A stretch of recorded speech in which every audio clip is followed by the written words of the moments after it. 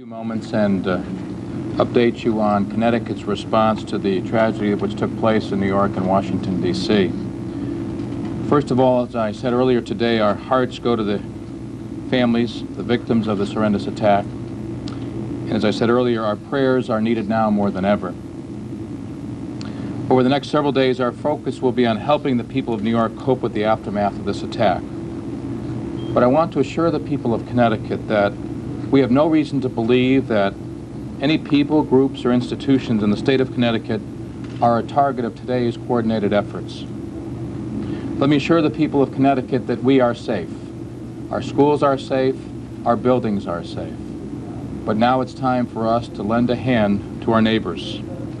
We are standing by to assist New York in whatever way we can. I've talked with Governor Pataki twice this afternoon and talked about medical personnel, equipment, any assistance and volunteers that we can bring to the city, anything that we can do over the weeks to come. The scene at the site of the World Trade Center is still chaotic. We've taken steps, however, to stage personnel and machinery in Lower Fairfield County to be ready to respond when the call comes.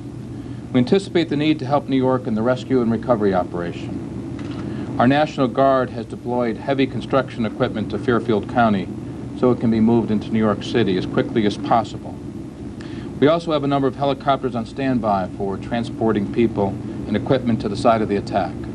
We have had some casualties being moved to our hospitals here in Connecticut already. Hospitals statewide are preparing to accept those that have been injured if that becomes necessary. Trains have been running twice an hour out of New York City to stops throughout Fairfield and New Haven counties. Those trains are returning to New York for the most part empty. In some cases, volunteers are filling into New York.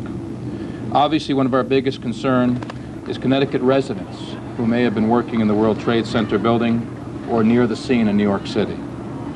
It's going to take many hours and in some cases perhaps days before we're able to have a full accounting of those who may have been killed or injured during today's attack. Public safety officials in New York will be coordinating the rescue and recovery operations over the next several days. New York City officials will also be working to set up information chain that will enable people from Connecticut, from New Jersey, and New York to check on loved ones. I know how difficult it must be now for people who are waiting to hear about their loved ones, people who have been working in New York. But because of the extent of the damage at the scene, it's going to take some time before we're able to come up with answers. Our own Department of Mental Health, our Department of Children and Families, has sent special mobile teams to locations throughout Lower Fairfield County to provide counseling services to those who have been involved or witnessed the attack or have a loved one from New York. I would encourage people, residents across Connecticut, to call our info line, 211, if they have questions about crisis intervention or counseling services, how to talk to your child or children about this terrible tragedy.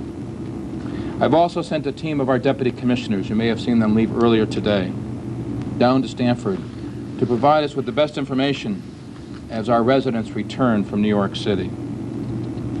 They're keeping us updated at this command center each and every hour. I'd like to take a moment to thank the people of Connecticut who've offered to help during this tragedy. They have offered their services. We've had construction companies that have offered equipment, hospitals and staff who volunteered and have standing by for help. We're in the process of sending some 80 or 90 of our medical people, military medical people, directly to the site throughout the evening. Thousands of people who have volunteered to donate blood to the Red Cross. Earlier this afternoon, I distributed a phone number to all of you in the press with a website address for individuals, residents in Connecticut who would like to donate blood.